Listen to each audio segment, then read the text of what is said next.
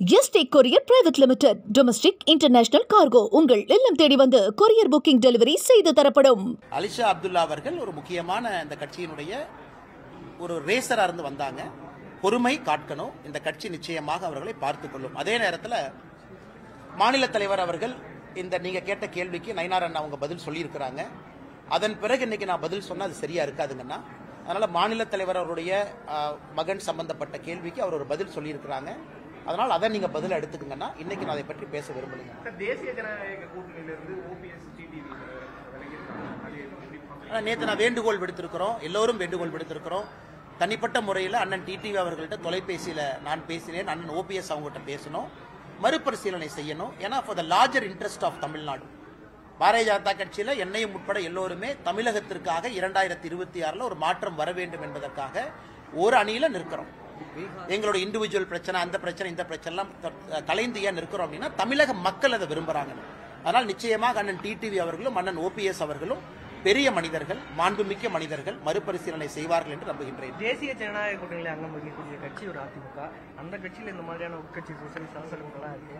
வரக்கூடிய 26 தேர்தலில் எலெக்ஷன் வரப்போகுது. எப்படியான இம்பாக்ட்? ஆனா இன்னும் 7 மாசம் இருக்கு தலைவா, நீங்க பொறுமையா இருக்கலாம். பல்வேறு மாற்றம் வரும் பல்வேறு மாற்றம் வரும் நீங்க நினைக்கிறீங்களா? எதுலீங்கண்ணா? என்டிஏ கூட்டணியில பல்வேறு மாற்றங்கள் வரும் நீங்க நினைக்கிறீங்களா? என்டிஏ கூட்டணி வலிமை அடையும், பொறுமையா இருங்கன்னா. இன்னைக்கு எப்பொழுதுமே ஒரு கெமிஸ்ட்ரி எல்லாம் ஜாயின் பண்றோம். சில பிரச்சனைகள் சரியாகும். பாட்டாளி மக்கள் கட்சியை பொறுத்தவரை இன்னும் வலிமையா வருவாங்க. விஜய் போன்ற புதிய தலைவர்கள் களத்துக்கு வந்திருக்கிறாங்க, அவர்களும் சுற்றுப்பயணத்தை ஆரம்பிக்கிறாங்க.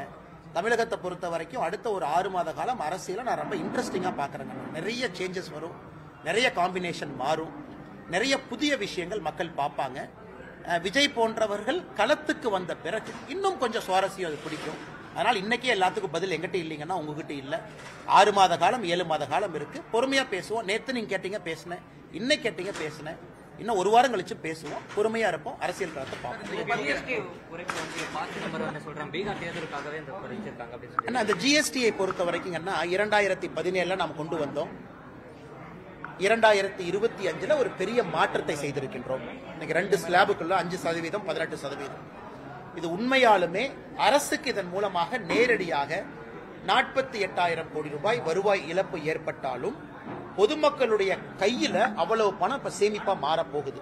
அதுவும் அத்தியாவசிய பொருட்கள். அதனால் நிச்சயமாக சிதம்பரம் அவர்கள் ஒப்புக்கொள்வார்கள். ஏன்னா அவர் ஒரு பொருளாதார மேதை, அவர்கள் ஒப்புக்குவாங்க. 2017 அது தேவைப்பட்டது, 4 ஸ்லாப் தேவைப்பட்டுச்சு. ஏன்னா எல்லா மாநிலங்களும் ஒரே நேரத்தில் கிடையாது.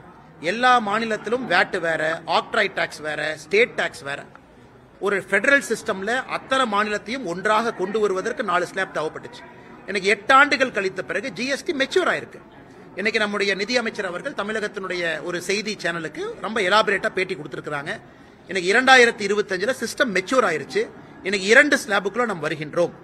இன்னும் 10 வருஷம் கழிச்சு வேற மாதிரி கூட நடக்கலாம். சிங்கிள் டாக்ஸேஷனுக்கு நம்ம போகலாம்.